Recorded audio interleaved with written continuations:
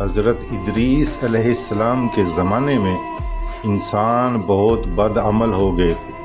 فرشتوں نے بارگاہ الہی میں عرض کیا کہ یا رب العالمین، انسان بہت بدکار ہے اور یہ خلافت کے لائق نہیں ہیں، انہیں معزول کر دیا جائے، یا کم از کم یہ خلیفہ رہیں اور وزیر ہم، تاکہ ہم ان کے بگڑے کام سنبھالیں۔ رب تعالیٰ کا ارشاد ہوا کہ انسان کو غصہ اور شہوت دیا گیا ہے، جس سے یہ زیادہ گناہ کرتا ہے۔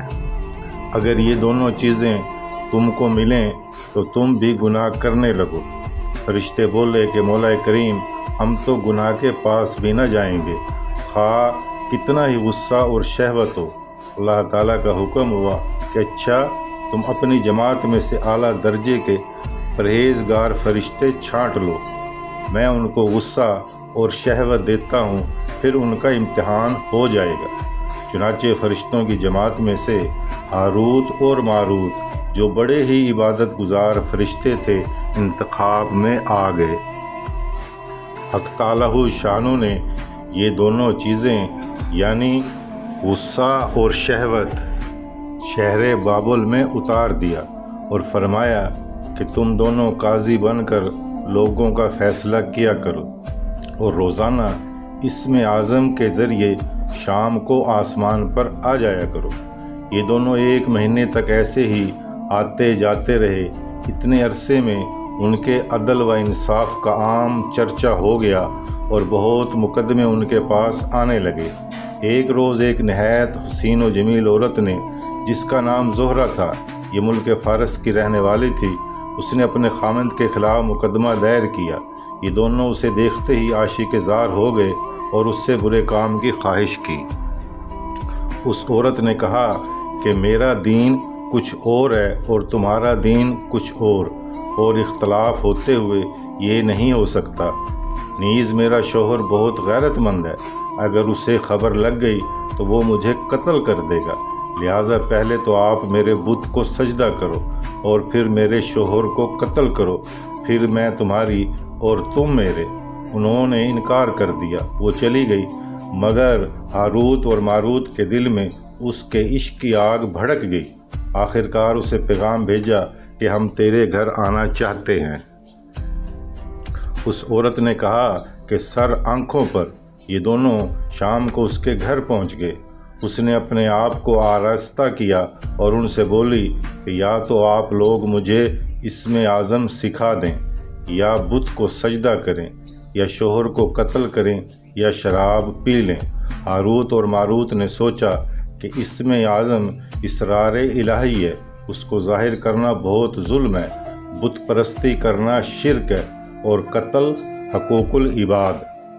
لاؤ شراب پی لیں۔ چنانچہ ہاروت اور ماروت نے شراب پی لی۔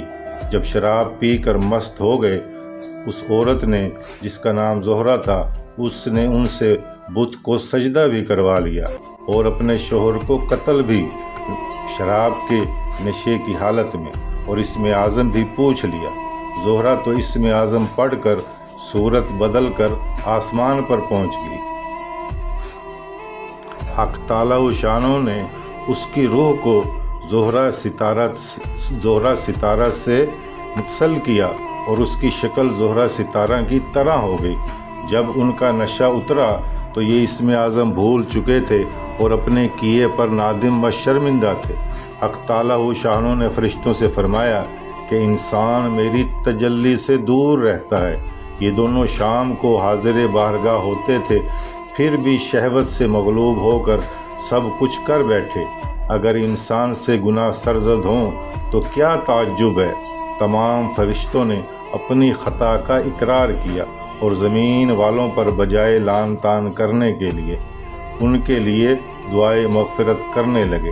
قرآن فرماتا ہے والملائکۃ یسبحون بحمد ربہم ویستغفرون لمن فی الارض۔ پھر یہ دونوں حضرت ادریس علیہ السلام کی بارگاہ میں حاضر ہوئے اور شفاعت کے طالب ہوئے۔ حضرت ادریس علیہ السلام نے ان کے حق میں دعائے مغفرت کی۔ بہت روز کے بعد حکم الہی آیا کہ ان کو اختیار دیجیے کہ یہ یا تو دنیاوی عذاب قبول کر لیں یا پھر آخرت کا؟ حضرت ادریس علیہ السلام نے انہیں حکم الہی ان تک پہنچایا۔ ہاروت اور ماروت نے عرض کیا کہ یا نبی اللہ، دنیا کا عذاب فانی اور آخرت کا عذاب ابد تک باقی رہے گا، ہم کو دنیاوی عذاب منظور ہے۔ چنانچہ حق تعالی شانہ نے فرشتوں کو حکم دیا کہ یہ ان دونوں کو لوہوں کی زنجیروں میں جگڑ کر بابل کے کنارے کنویں میں اوندا لٹکا دیں۔ اس کنویں میں آگ بھڑک رہی ہے اور یہ لٹکے ہوئے ہیں۔ اس کنویں میں آگ بھڑک رہی ہے اور یہ دونوں اس میں لٹکے ہوئے ہیں۔ فرشتے باری باری سے ہر وقت ان کو کوڑے مارتے ہیں۔ سخت پیاس سے ان کی زبانیں باہر لٹکی ہوئی ہیں اور یہ عذاب قیامت تک ایسا ہی شدید رہنے والا ہے۔ اللہ تعالی ہم سب کے گناہوں کو معاف فرمائے۔ اللہ تعالی ہم سب کو اپنے بتائے ہوئے دین کے مطابق زندگی گزارنے کی توفیق عطا فرمائے۔ اچھی بات کو دوسروں تک پہنچانا صدقہ جاریہ ہے۔